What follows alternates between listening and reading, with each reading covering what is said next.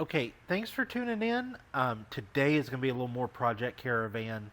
I'm actually at work today. I'm going to use the facilities to do a few things to this van. Um, I'm not super smart. I left my backup camera at home, but I've got my extension cables. They come in, so I'm going to try to film doing the extension cables. I did end up with a thermostat code, so I'm going to replace the thermostat real quick. I'm gonna kind of show you part of that job and what it's gonna entail. 37 bucks.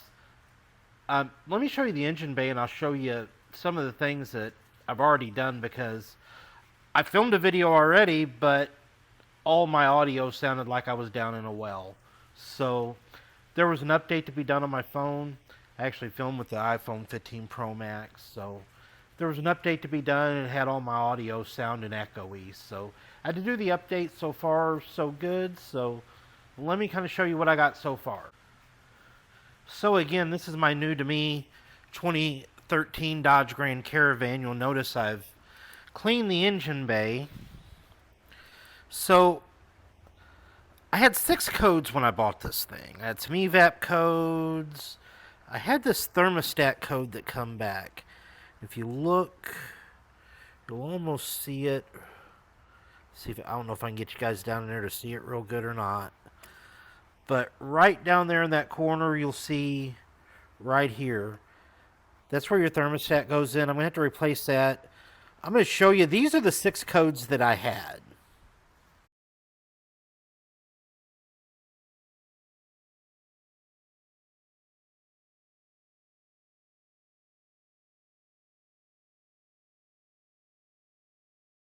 Do is I'm going to go ahead and address the thermostat code after I fix the oil sending unit, which I'll show you where that's at. That's going to be over here. You can see down there where them silver connectors are. I changed that. That was 3 of my 6 codes. They are now gone. They're cleared out. I've driven 150 miles. They have not come back. It had sprayed oil. You can still see some of the oil remaining.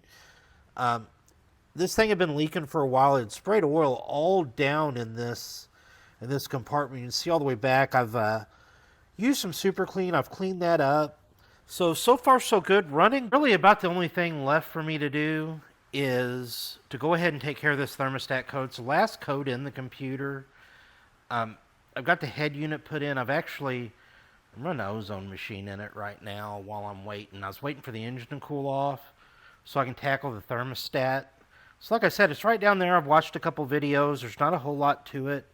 Let me get my stuff together and I'll kind of show you what I end up doing. So here's the brand new thermostat that I picked up from O'Reilly's.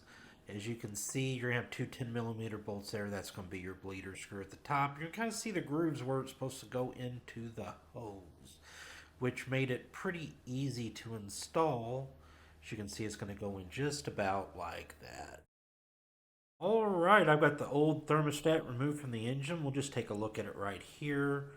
Ooh, I can't really tell what's wrong with it. I mean, it looks okay.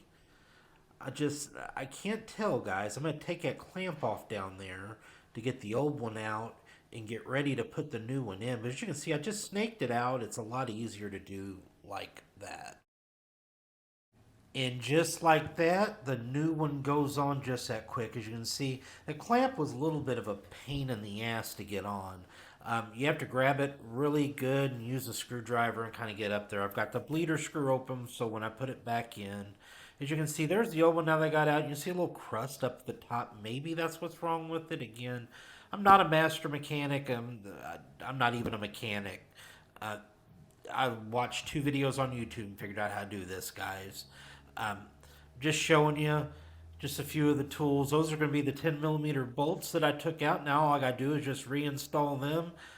Same verse, just as the first. I'll tell you this, it's easier to put the top bolt in and get it started before you do the bottom one. That's what I found at least. As you can see, the check engine light's now off. It's running at good RPM. You can see the temp gauge is starting to come up. 182,897 on the miles. I think I've driven this thing right. excuse me, right at about 696 miles. Had some audio problems. Um, so far, so good. My wife works from home, so she does a majority of the driving. As you can see, your check engine light's gone. I spent maybe $110 between the socket that I bought to change the oil pressure switch, everything to do it. I think the switch was $30. This thermostat was 22 bucks. And I changed it in about an hour. As you can see, it's running perfect. Temperature seems to be coming up nicely. Seems like I done okay. I do still have that TPMS light on. It is sensor number 4. So, like I said, I'll probably have a couple tires to put on come winter time. So, once I address that tire issue, then I'll go ahead and address the TPMS light, but I'm not going to worry. Thanks for taking the time to watch this video. That was a little bit of a project. I don't know how you full-time techs do it. My back was hurting trying to get them 10 millimeters out. I was grunting. Um, I wasn't built to be a tech, and I'm a mechanic, and I'm not a mechanic by any stretch of the imagination. But when I seen this code and watched a YouTube video and seen how easy the repair was, same thing with this, with this oil pressure switch that I changed. It was super easy repair. I mean, I was done in, I maybe have 2 hours and 100 and maybe $10. I think no less than that. I've got 24.99 in the oil pressure switch. I've got about another 15 bucks in the socket, so call that 40. I got about another 40, so less than $100. And I've got all but one light off, and I assume that it'll be gone anytime as well. If you like watching stuff like this, I'm gonna do a little bit more with this thing. If you guys like watching this kind of stuff, uh, consider subscribing to my channel. I do vehicle walkarounds too. There's just a little bit, my wife gets a van, I get a project, y'all get to watch it. Again, thanks for watching. I'll see y'all in the very next one.